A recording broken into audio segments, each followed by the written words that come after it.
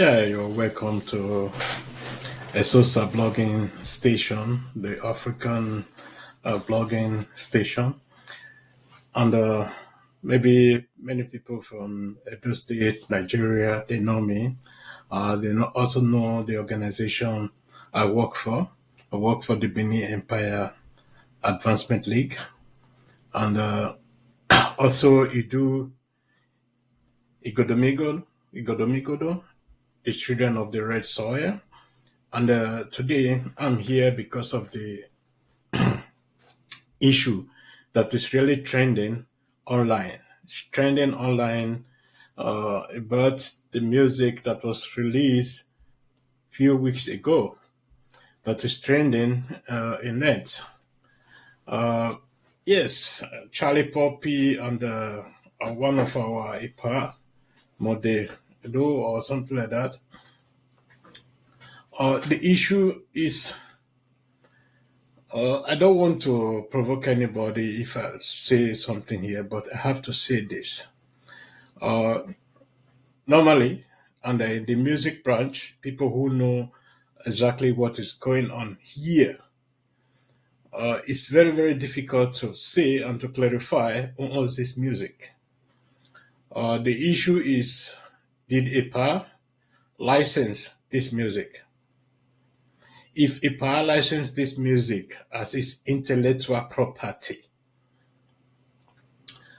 and Charlie Poppy used this music without informing IPA, then I think there's there's something there which is very, very important.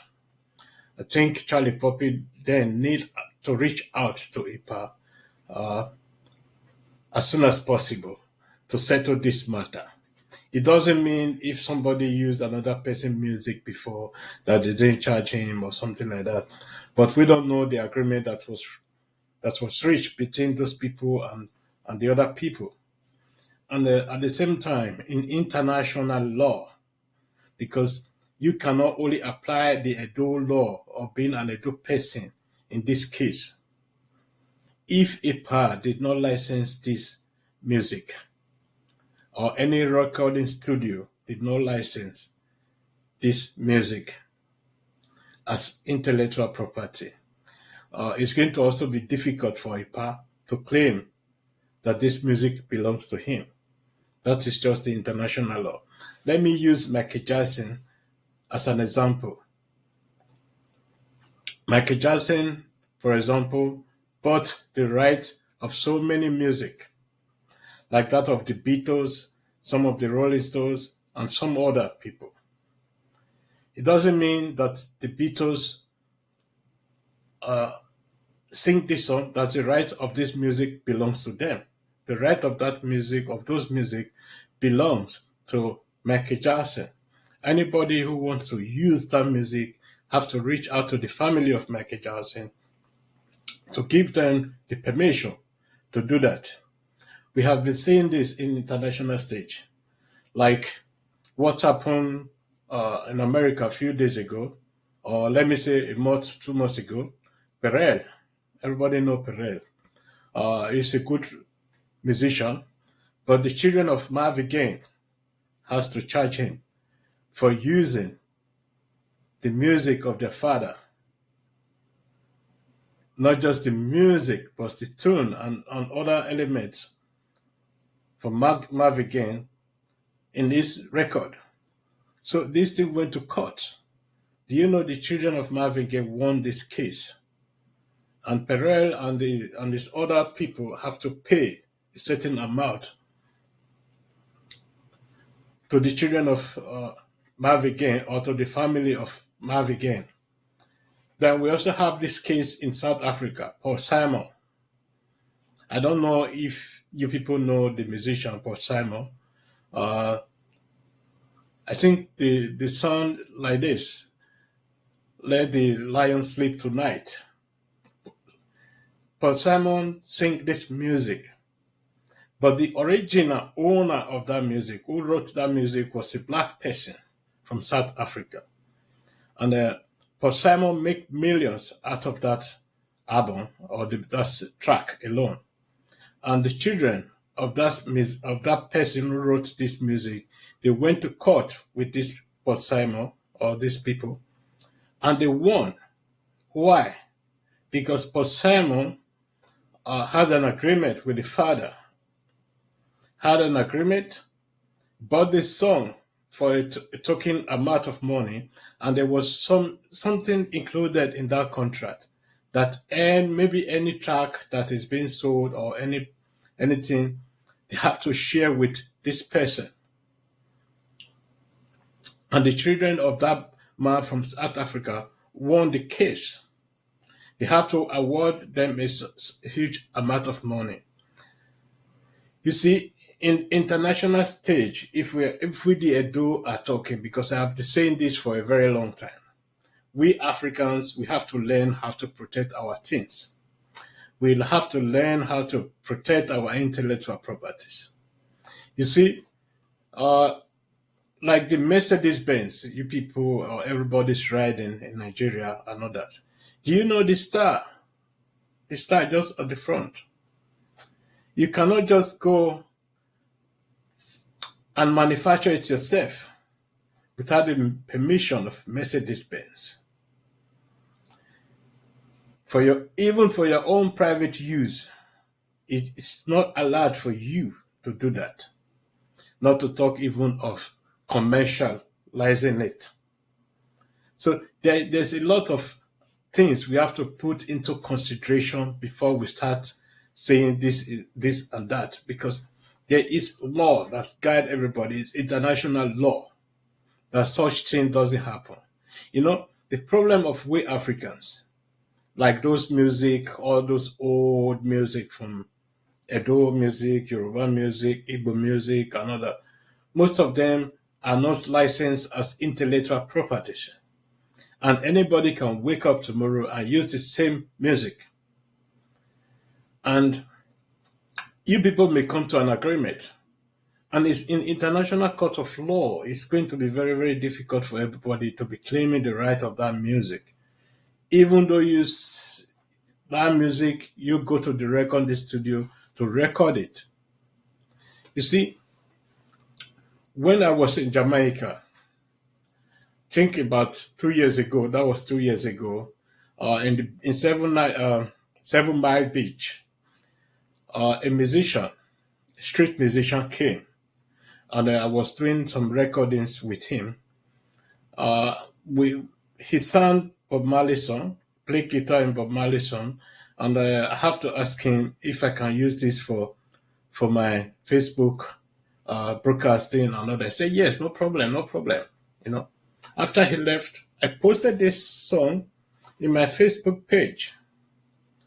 Not quite 2 hours, Facebook wrote me that I'm using somebody intellectual properties, and that this property belongs to the children, and it's a property of Bob Marley and his family. That is the song.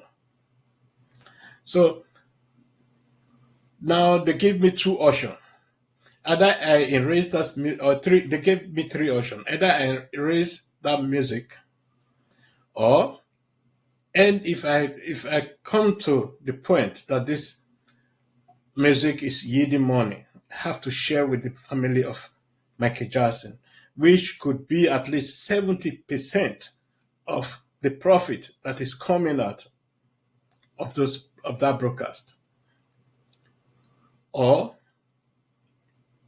I have to reach an agreement with the family of Bob Marley and the Bob Marley recording studio that I'm going to be using that music. So I just have to decide, because I have to decide to erase this music out of my Facebook account with good reasons. You see, the case may not end if I say, okay, I will share with the family of Bob Marley, because it may come that Bob Marley family may come and say, okay, you make so and so amount of money through streaming this music, and which will not be true. So we will come to a point that the whole thing will escalate, and I have to pay more than even I receive from those music. I have to say no, let me erase it, and the case was over. And I delete everything which have to do with that music, with that track, and everything was over. It has been also come to this point when I post some histories in our Facebook page. When I post some histories in our Facebook page from other people, people used to call me to tell me this is my intellectual property. Please add my name as the owner of that history and somebody who wrote the history. Sometimes I do, but sometimes I refuse and have to delete it because that is the option that is left. It depends on how the chemistry between you and that person is. But for my own opinion, when it comes to the issue of Charlie Poppy and other people using other people's music, it is very, very important we reach out to other people before doing that because intellectual property is very, very important. License or no license, you know, it's not just a moral something. It's something that is very, very important because somebody sweat for this music, a sweat for this track, composing, going to studio to produce and release this music is a very, very difficult job. So that is why it's also good if Charlie Poppy could meet with Ipa face to face, so that they sort things out within themselves. Everything we are saying here is just useless because we are not in the shoes of both people. Charlie Poppy has his own style of music. Ipa has his own style of music, and these are two different generations. We cannot blame Ipa for coming out to say, look, this is my intellectual property. And we should respect that because that is very, very important. Because when you go out of that, this is stealing. And the stealing is punishable by law. So it's very, very important. We Edos, we are Nigerians, that we know how to respect other people's intellectual property. And at the same time, those who own the intellectual property have to know how to register them and also to licenses.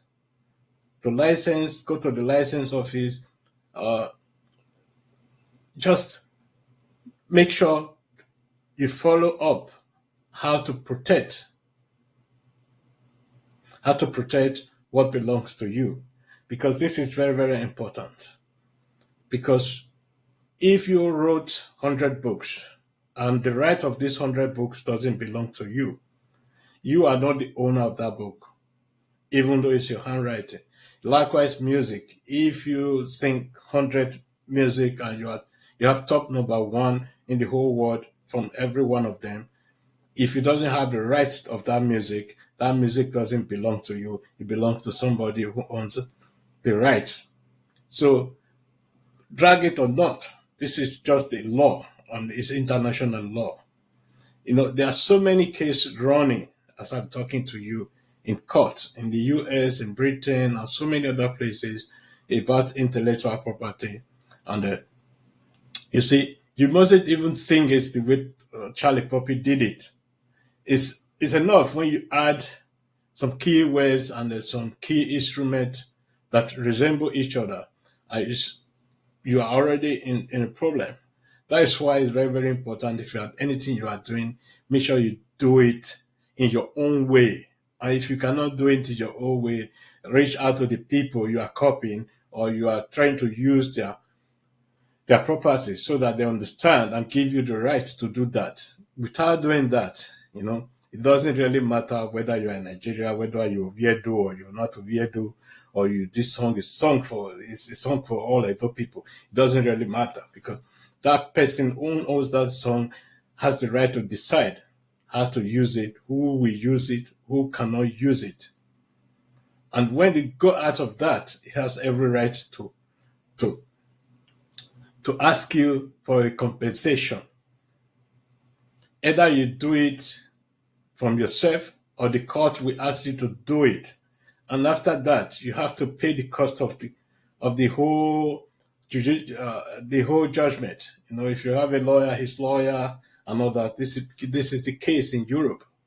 If you lose the case, you have to pay the court bill. You have to pay it.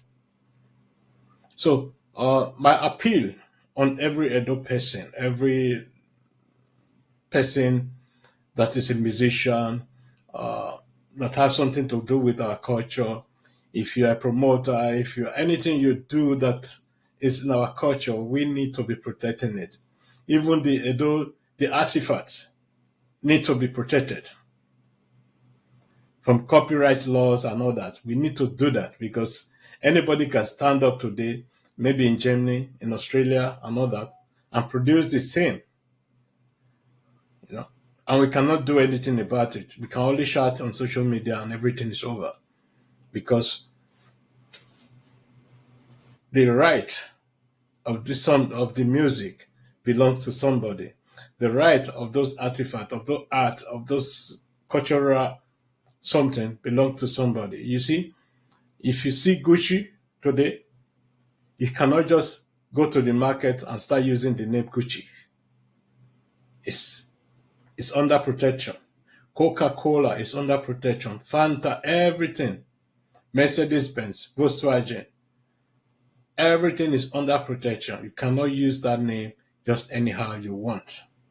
Because I can remember when my son bought a Jeep, he wanted to put something what he loved on that Jeep.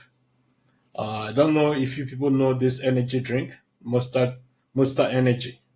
So he wanted to use that logo because also very interested in sport. So he had to seek a permission from those people who owns Monster Energy. And Monster Energy reply him, tell him if you pay this so and so amount, you are allowed to have this logo on your car or your vehicle. And this logo must not be bigger than this and this. And the length, the bright, you know, they explain everything to him. This costs you money. And this was a huge amount of money. You pay just to have the license or the authorization to have this logo in your vehicle or in your cap or in your t-shirt or something like that. You know, I don't know if people watch most of this sports something, the something like Red Bull. I was having a friend, who his friend also was trying to produce an energy drink like that of the Red Bull. He came up with energy drink to the market. Has a resemblance with that of the Red Bull. You know, after bringing this to the market, the Red Bull wrote this person to remove all this product from market, or that they will sue him because of the resemblance, because of the bottle or the can of this energy drink has a resemblance with that of Red Bull energy drink. So instead of risking going to court with Red Bull and losing everything, this man decided to pull everything that was in the market already, pull them back, rebottle it, and send it to the market with another logo with everything. You see, before, it's very, very difficult to explain this to many people. Intellectual property remains intellectual property. And we, the Beninese, the Edos, the Nigerians, Africans, we have to learn how to start protecting our things because you cannot be using other people's property. Because I learned this lesson also. Because some of the people also accuse me in that period of using their intellectual property, of which I have to start removing all of them from our page. And at the same time, start doing things on our own. We start doing things on our own, whether it was good or the bad. We do things on our own way. And today, I can see that many people are following our page because we are doing things on our own style, not just using other people's history, they wrote this and that. because at that period, many people were reporting our page to Facebook. Facebook was threatening us to block our page from existing and that. But we explain things to them. Sometimes they understand and remove the blocking and they try to close our page. They also remove things. They go, it's okay, but we have to sanction you for just a few days or 2 days or one day or some a few hours. And that was okay for us. But today, nobody can come to our page and say, this is my property. It's very difficult because we don't allow other people's properties in our page without really decorating it as other people's property. So it's very, very important every adult person learn that. And what Charlie Poppy could have do before that music came out should have reached out to Ipa and just write Charlie Poppy featuring Monde Edo. Just finish. Give him some change or some money to sell everything before doing any other thing. But today we have the issue now. Whether Ipa should have not reached out to Charlie Poppy. Charlie Poppy should have reached out to Ipa because we are Edo people. We are Benin people. We have custom and tradition. Ipa is a senior. And if Charlie Poppy needs something, he should have reached out to Ipa first, not Ipa reaching out to Charlie Poppy, as many people may say or are saying in social media, because this issue is something very difficult. Because we all are Edo people, we all are Benin people, and as such, we should behave ourselves because we know the tradition and custom of the Edo people. So, Odion, Awokan. You don't impose Awokan on Odion. That's not our culture. So, thank you very much. This is all I have to say about that issue. Yeah, it's me again, and I want to say something about things that is trending in social media. Uh, Last week, the Omonobanedo Kwapolopolo Oba Eware II, Ogedegan, the greatest Oba of all time, visit the newly uh, newly sworn in uh, president of Nigeria, Ahmed Tinubu. And yes, this issue was trending on social media. Uh, the Oba of Benin went with so many chiefs from Edo State to visit Ahmed Tinubu, and they had a meeting and discussion. And at the end, we saw a picture where the president of Nigeria, Ahmed Tinubu, was bowing to uh, our Monoba Nedo Kwapolopolo. And at the same time, saying, Oba Atokbe, he said, yes, my heart was full with joy and also praise the Oba of Benin, and at the same time praise Ahmed, President of Nigeria, Ahmed Tinubu, for doing that because it shows a sign of respect to the Edo people and the Benin people entirely. You know, you see, the Benin people has been very, very lucky to have a president that really know the value of the Edo people or the Benis in Nigeria, that know that the Benin people owns almost half of Nigeria. But many people doesn't know that. But all these presidents, even though it's Jonathan, Buhari, or this yet Ahmed Tinubu, know this. And I hope and I wish that we, the those, we also give the same respect after Tinubu, and at the same time also demand more from Tinubu, because there's a lot that need to be done in Edo State. The international airport needs to be approved by the federal government so that Edo State will go further. The international port, seaport, the Gelegele, of which I have to say Ugoton, because we have to name it and say it as it is Ugoton port. And we need all these things for Edo State to develop because we can see in Ogun State the agricultural international airport that is flowing there, and we can see the development that is going on in Ogun State.